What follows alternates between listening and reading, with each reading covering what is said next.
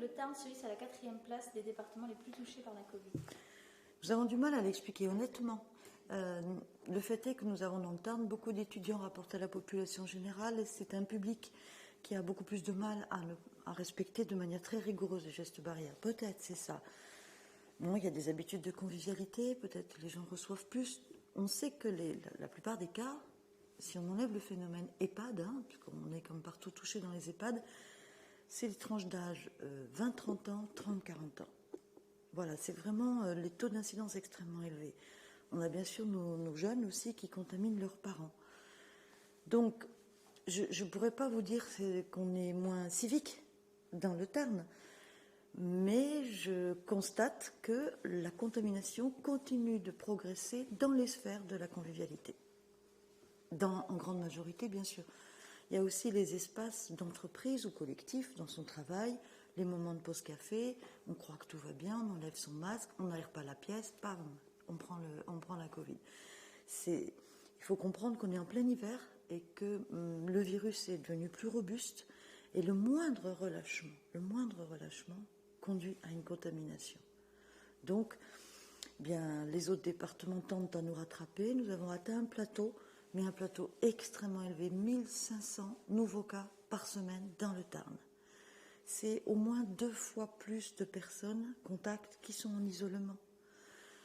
Et c'est, vous le savez maintenant, des programmations, des soins chirurgicaux, parce qu'on n'a pas le choix. Donc c'est tout de même très inquiétant, très inquiétant.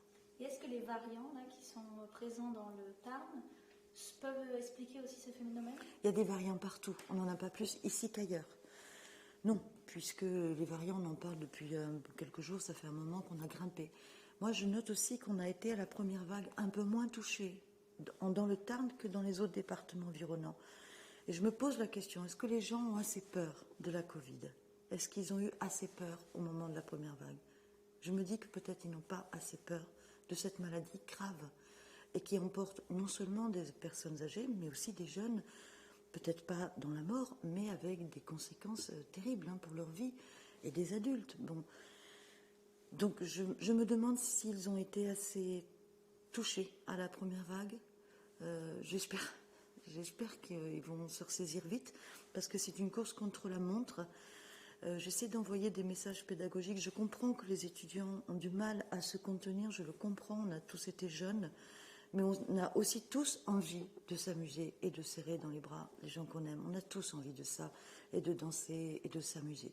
Donc on se contient, et je dis aux étudiants, projetez des belles fêtes, imaginez des belles fêtes dans l'après, projetez-vous dans l'après, et contenez-vous. Il faut toujours voir toujours les mêmes personnes. Alors il y en a qui disent, on voit que 5 personnes, on est 6. Oui, mais si 5 personnes tous les jours différentes, ça ne marche pas. On se brasse, vous voyez. Donc c'est vraiment un virus qui, maintenant, parce que nous sommes en hiver, exige énormément de précautions.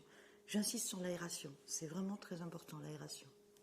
On entend beaucoup parler de fatigue pandémique. Est-ce que vous avez des chiffres sur ça? Est-ce que ça se ressent aussi? Est-ce que ça pourrait expliquer ce relâchement, peut-être? On se sent tous un peu usés. On a hâte d'en finir. On a envie de penser à autre chose. Moi, je ne suis pas sociologue.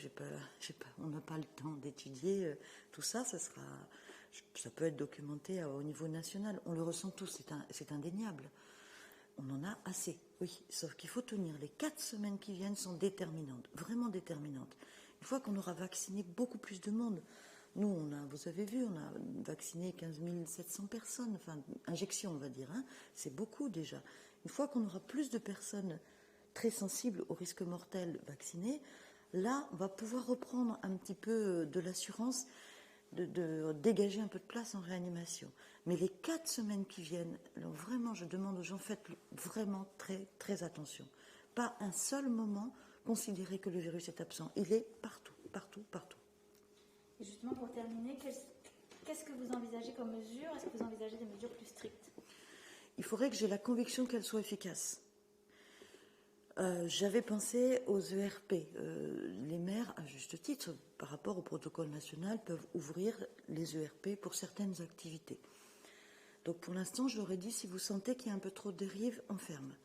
Donc de ce point de vue-là, les MJC commencent à fermer maintenant. Enfin, nous sommes responsables, il n'y a pas besoin d'un arrêté préfectoral pour se ressaisir.